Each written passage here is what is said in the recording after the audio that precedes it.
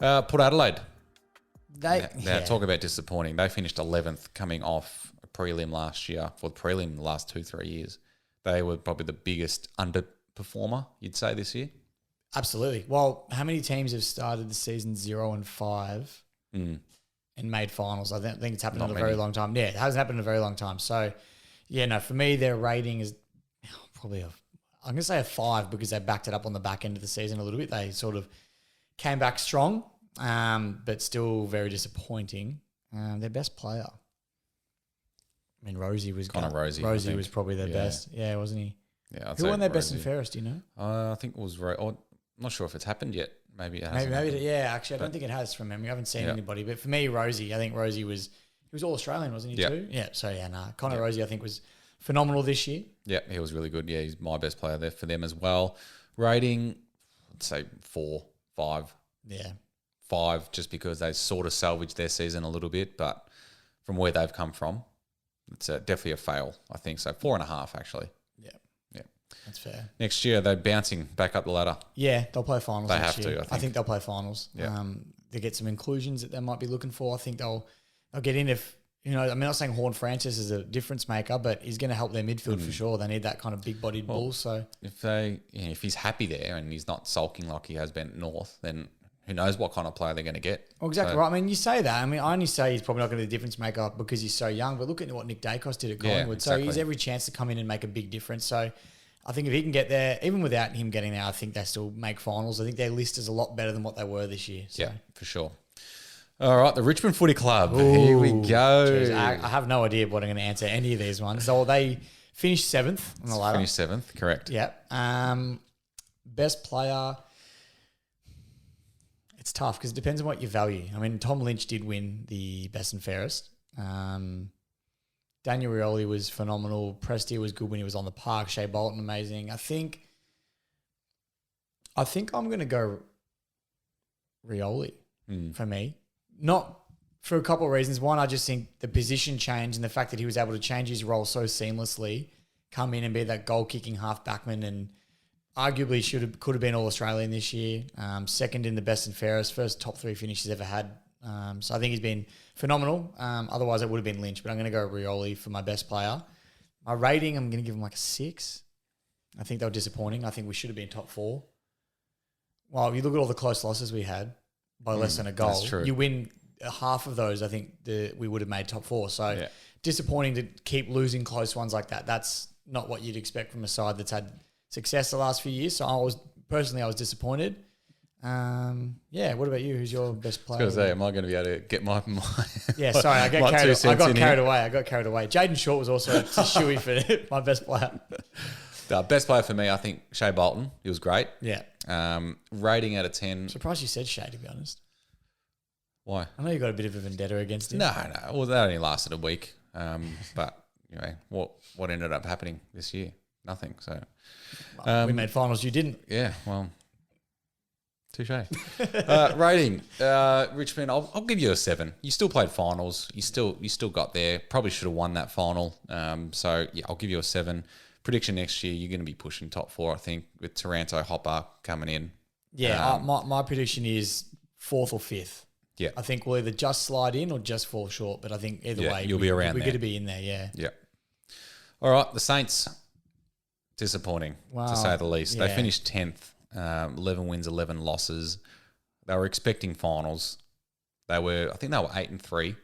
So they dropped off big time. Bit like Carlton, but let's not compare. I think a little bit different though. A little bit different. I think the Saints were a lot worse in that second half. Some of the games that they played were insipid. Really hard to judge them. Let's definitely give them maybe a 5 just because they leveled the ledger with win-loss. Yeah, but I'm going to say 4. I reckon, around that mark. 4 for me, just because they really should have been playing finals with the start that they had to the year. And I guess it's been the last couple of years they probably should have been thereabouts. So now 4 for me. I think they were, especially in that back end, they were very disappointing. I think a lot of St Kilda fans would potentially agree with that as well. But best player, I mentioned before, Rioli arguably could have been All-Australian, but one of the blokes that took his spot is probably my best player for St Kilda in Sinclair. I thought he was fantastic all year. So, Jack Sinclair was my best player for the Saints. Yep, Jack Sinclair as well. I think, he was fantastic. I think he won their BNF too. I think he did. Yep. Yeah, I mean, no, he did. He There you did. go. Yep. So, no, he was very good. Prediction next year, it's really hard with the Saints. I mean, they have to be pushing for finals and making finals, I think. Like, I mean, we've said that the last 2 years. where do you put them? Like, it's hard. I want to say, not that I want to say, but I feel like I see them hovering again. Around that mark, not really making too much improvement. Maybe 8th. I'll give them 8th. Around that. Yeah. I don't see them making a big fair. leap. Yeah. All right, the Sydney Swans. Big season from them. Big season. Well, massive. I think they probably not overachieved, but definitely exceeded expectations potentially. I mean, we all saw them playing finals, but Playing in a grand final. yeah, and the way that they were playing towards the back end of the year as well was, I mean, you talk about winning streaks. They won, I think, a 9 or 10 game winning streak heading into that grand final. So right form, right time of the year. That's all you can ask for. So they were phenomenal. I'm going to give them a 8.5 as well. I think they were really good. 8.5 is probably fair. I reckon if they had performed a little bit better in the grand final, I might have given them a 9. But that grand final performance was difficult. Best player, Chad Warner, I reckon. The Chad. He was good. I really like Chad Warner. I really wanted to give it to Paddy McCartan, but that's more of a comeback story more so than their best player. So I loved his story, but I think for best player, I think Chad Warner was mine. Yeah, I think Isaac Heaney had a really good season. Heaney was good. Callum Mills was another one. Callum Mills, yeah. I'd probably. It's hard. They've got some seriously good top end talent there. Young as well. Yeah, I'm going to go Callum Mills, best player. Callum Mills for you. Chad Warner in his Dropbox for me. Yeah. Prediction for next year. Ooh, they're getting back to the big day. I don't know how many teams we've said so far I've predicted to finish top 4. I think we might have already said 4 of them, but I'm tipping the Swans to finish top 4 again. So. Swans missed the 8 next year. Ooh. How many teams recover after heavy grand final losses? Well, it's always after Richmond have been. They never make the finals next year, or they've really struggled. That is true, actually. That is true. So, no, I see them playing finals, but like you said, I think we saw all those other teams playing finals next year. So yeah, make a good point. Yeah, I'm going to say top 4 again. But. Okay, safe. West Coast. Now, this is they were on track to be the worst team in the history of the game, or to have the worst season in the history of the game. And they were very, very close to it. They were very affected by COVID early in the year. Well, Remember that? I think we should also look back to the fact that they had players early on in the first couple of rounds that had never met other teammates before. They were local footballers. They rocked up on the day and met their teammates before they ran out into play. So I think they nearly beat North. Yeah, exactly. That's such a hindrance. Well, they beat Collingwood. They did. Yeah. So that's such a hindrance to go out with that. So let's keep that into consideration when talking about their rating. I still think they were really disappointing. I mean, 2 wins, 20 losses. Even when they got their full team back, I think everyone thought that they still had their COVID top-up team because they were playing so poorly. So I'm still giving them like a 2.5, 3. Yeah. Probably a 3. I'd say 2 for me. Yeah. Actually, no, probably 2.5 I'm going to stick with just because, I didn't see them being that poor. Yeah. I know they had their injuries, but or their illnesses, whatever you want to call it. But definitely disappointing. And I think for next year... Who's their best player? Who was their best player? Oh, best player. It's hard. I mean, Barris is an obvious one. Josh Kennedy was pretty good in his last year. He was really good. I mean, he's always good. Mr. Consistent. Yeah. I love what I saw from him. Tim Kelly was good. I'm going to go the old fella and Shannon Hearn. Ooh, Ernie. Well, I thought, especially when there's a lot of young blokes around on the park, he kind of kept them all together. I really like Shannon Hearn's season. Next year, where are they going? Not far. Not far. Not far. I don't think they're going many places next year. I reckon they'll still be that bottom 4. Yeah. Hard to pinpoint what position, but bottom 4, I think. And the final team, the Western Bulldogs. Now, talking about coming off heavy grand final defeats, they were struggling this year. They still scraped into the final, pretty much because Carlton absolutely shat themselves. But they got into the finals by 0.6%. Blew a 40-point lead in the elimination final against Freo. So to rate the Doggies, I'd say a 5.5. Yeah. Coming off a grand final. I'm saying 5. Yeah. Yeah. I thought they were poor. They did what they had to towards back end, but like you said, if Carlton didn't shit themselves and they weren't making the final. So 5 for me. Yeah. Best player? Their best player, Could be a Brisbane player by the end of the week. Yeah, with Josh Dunkley. Yeah. No, for me, it's maybe not surprising because I think he finished top 3 in the best and fairest anyway. But for me, Aaron Norton, I thought when they were lacking in sort of forward stocks, he was the main key target for a while there. And The astronaut. And he did really well. The duck, as he likes to call himself, duck. I think. Yeah. No, he was good. I thought Aaron Norton was phenomenal for the Bulldogs. So that was my best player. How about you? I was going to go Josh Dunkley. Thought he had a great season. Really Hard to look past consistent. him.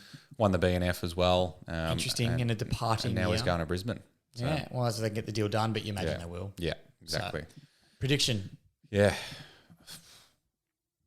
I think that they'll be around that again. I think they could finish anywhere from 7th to 10th, I'd say. I don't see them playing finals. I think they'll probably hover. Yeah, 9 or 10, I reckon. Yep. I think some of the young guys coming through, which is a really good thing, but I think they're not focusing on rebuilding, but focused on sort of developing some of these younger guys potentially. Like you got Darcy coming into the side now. Jamara had a lot of footy in the back end of the year, and I thought he was showing some really good signs. I mean, they're just 2 examples, but Cody Waitman was really good. So there's a few that are up and coming, and I reckon give them another year or 2 and they'll be right back up top. Yeah, definitely. All right, that's all the reviews done. Jeez, flew through Each that. club. That was good. Yeah, it's crazy to reflect on the season and give out ratings like that to each team and realise how bad some teams actually were and how much some teams really shocked us all. So, I mean, the one that stands out is, when you look back at West Coast and North Melbourne, 2 wins and for 2 teams to only have 2 wins for the year is pretty bad. Considering the comp was relatively even most of the season as well. They were free hits for a lot of teams. Absolutely, except Richmond. Fuck. Correct. And Collingwood, mind you. Yeah. And Collingwood, they lost to the West Coast Eagles. But weird to be reviewing a season, to be honest with you. Still hasn't sunk in that the season's over. I keep flicking through KO and looking for a game, and it's not there. It doesn't exist. We've got the AFLW at the moment, obviously, but it's not got quite the same.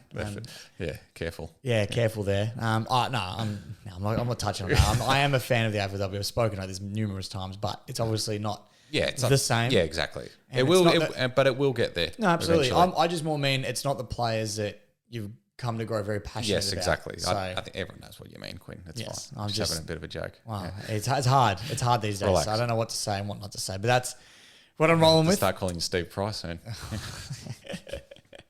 We didn't touch on that. But so it feels weird to be reviewing the season, absolutely. But it's interesting to not do a massive deep dive. And I think it was also maybe before we did the episode, I got found out with my knowledge on some clubs where I thought I knew a lot better than I did, trying to think, geez, who was their best player this year? Because I might not have focused on them as much as I maybe should have. But Well, you're better for it now. exactly right. Absolutely I am. Yeah. So, I've really enjoyed it. All right. Well, we will. Our next episode will be out to wrap up trade period as well, which will be next week or the week after. So we'll get an episode out there. Looks like it's going to be a bumper trade period. It already has. So there'll be plenty to talk about when that time comes around. So The Bulls at the Tigers. yes, and acres of space on that wing for the Blues now. So it's going to be bloody great. So we will chat to you at the end of the trade period.